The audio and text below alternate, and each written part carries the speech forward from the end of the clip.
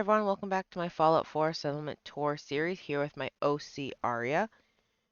This is going to be my first semi-scripted episode, so let me know how it goes and if you like it. Today we are at the Starlight Drive-In, turned into Starlight Resort, sort of a resort town in the middle here, practically in the middle of nowhere really. A little fun fact about this place is that it was originally built with an evil Brotherhood character named Kevin, sort of part of a faction D&D alignment crew I was making. Sin included in that, actually. Fun fact. A little bit about Starlight. It's semi-independent from Kevin's reign, but it does reflect the new Commonwealth that Kevin has created. So there will be like some slavery themes going on in here for anyone who doesn't really care for that. He is supposed to be like pure evil, just to give a heads up.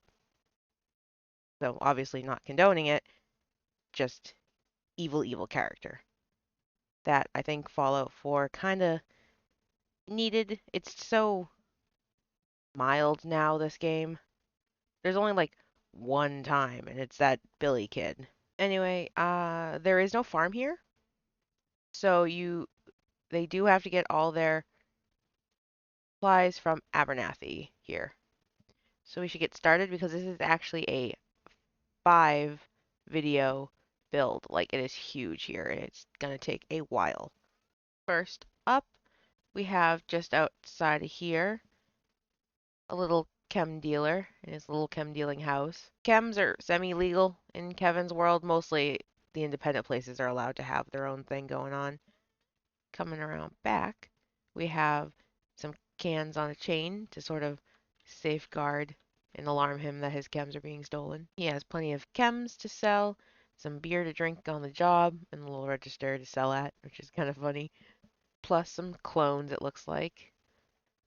There is also over here a dispensary, so when it's nighttime and you need your fix, you can still get something. Going into the house, well, click it up, has a Nuka machine for extra coin.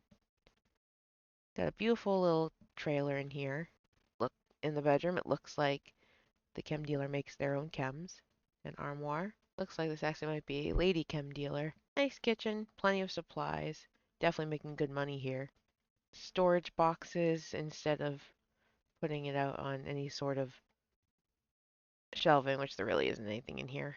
Probably would have been easy enough to get a shelf for that stuff. Back outside and around the corner is the public showers. There are no gendered bathrooms here, so everyone just has to sort of share, but there are quite a few of them here.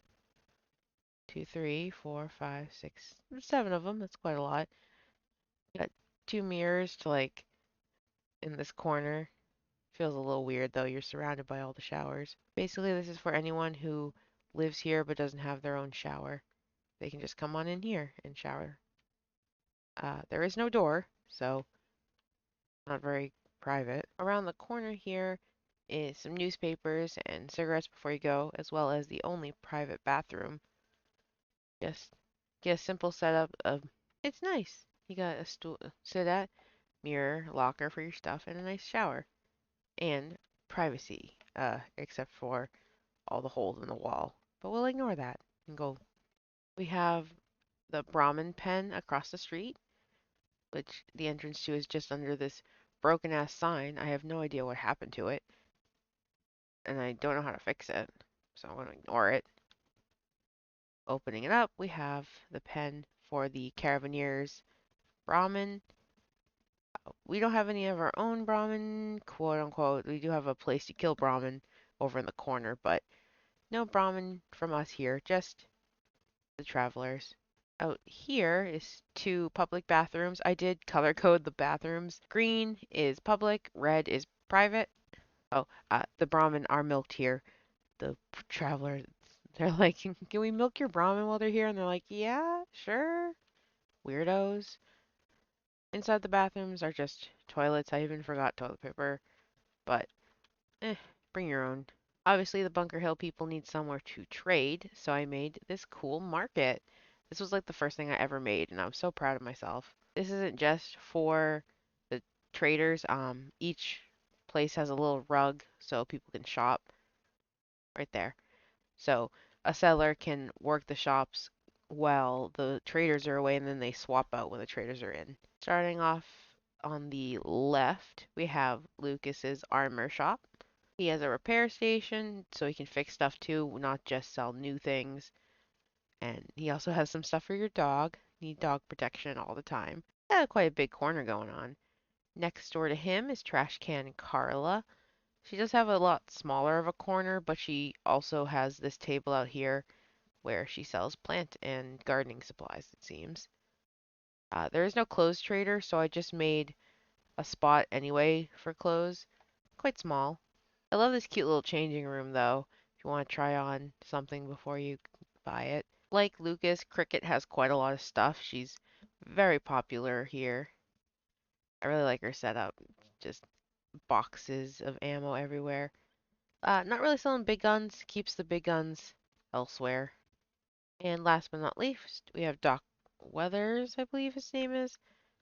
We do have a clinic here, but sometimes it's just not enough. So smaller needs and prescriptions are done here by either him or the town doctor itself, like a different doctor. Over next door, we have in this universe, Kevin did set up a pretty good mail system, so we have a post office here. This is one of the main ones. There's a couple spread throughout his settlements, quote unquote. Just a little waiting room in case you have something big you want to send. I wasn't really sure how to make this look like one of those like cubby holes, so I put planks down the middle. So plenty of packages going out, and this is where the mailman works. More packages over here, as well as a bunch of letters, you would assume. I really like the shape of this building. I would definitely live here. Something is wrong with the lighting, I just realized, but we're going to ignore it for the entirety of this build. Thank you very much. We're going to wrap back around front, actually, and hit the cafe for a bit of a treat.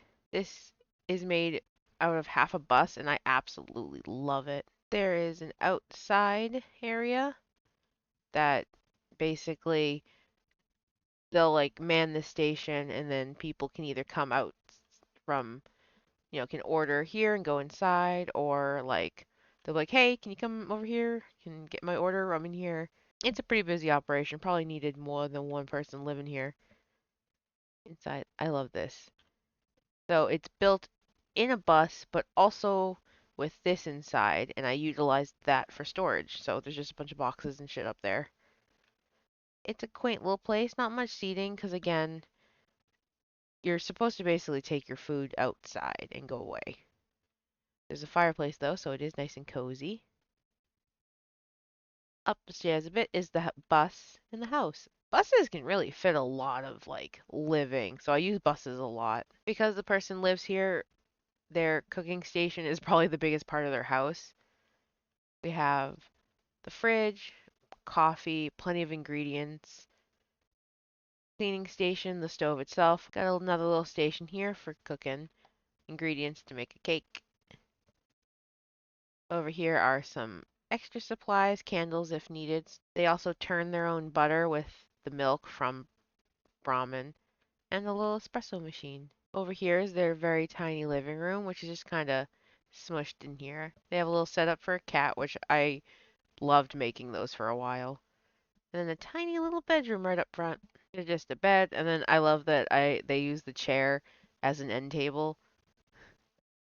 A footlocker, and then a box kind of precariously perched on the dashboard. It's not much, but it's definitely comfy.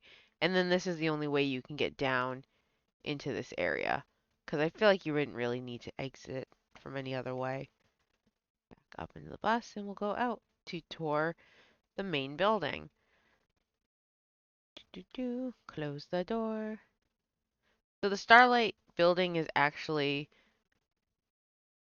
two different businesses, and then there's actually most of the motel is built on the other wing over there, and that's housing.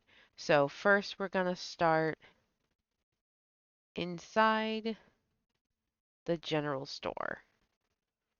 Got a bunch of supplies and random shit out here, but we go on in. And this is the general store. More like a resource store, but general enough. Extra food, supplies to sell. Through the store, we have the slave office, which is fun. This is where you could sell off a person and then they'd be put in the pen in the back. And this is where the the worker works. They're currently getting ready for probably a new shipment. That's a mod. It adds little explosive collars. So I downed that specifically for Kevin because he needed them. Then there's 3 windows you can work at, and this one's just for looking. Or files, because I do try to keep good inventory of their wares, as they would say. I'm thinking we will go, we'll go to their house and then we'll wrap back up to end the video. This is the general store owner's home, and I believe a partner who does something, but I'm going to be real, I do not remember what it is. Mail, it might, no. I'm not sure what your job is, lady. Anyway, let's head over to the left here. We have the living room, which is currently glitching. They have a pet bird. I actually really like this living room. It feels very lived in, like an older couple lives here. My favorite thing to do is work in features from stuff that's already here, so I absolutely had to use this as a shelf and where they actually eat from. The little ledge around the diner. Plenty of cooking supplies, food, water, just stuff like that. They definitely eat well. And they got tons of knickknacks. Like I said, older couple, it feels like. And then someone enjoys gardening as a side project. Oh, and I like to think that the wife likes gardening. The man just, oops, I jumped. The man loves Nuka-Cola. Out here, where's that door handle? Out here is just a little patio for them to sit at and stare at the slaves in the pen. Which actually, let's leap over there and go give that a look. Whoop, and here we go. This is their little setup. I honestly had real fun building this. Over in this corner, we got some toilets they probably put in themselves and was not given by anyone here. Basically, anything they could put over their heads to keep them dry uh, is what they used. But I would be so scared to be this guy because this could just roll right off and crush you. We even have a little look at freedom.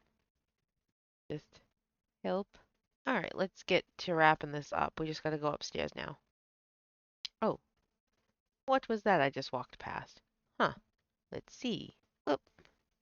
Oh, it was a little ladder to someone currently squatting up here. I don't know. I just thought it was kind of fun to put like someone is up here just maybe peeking in to the hotel rooms.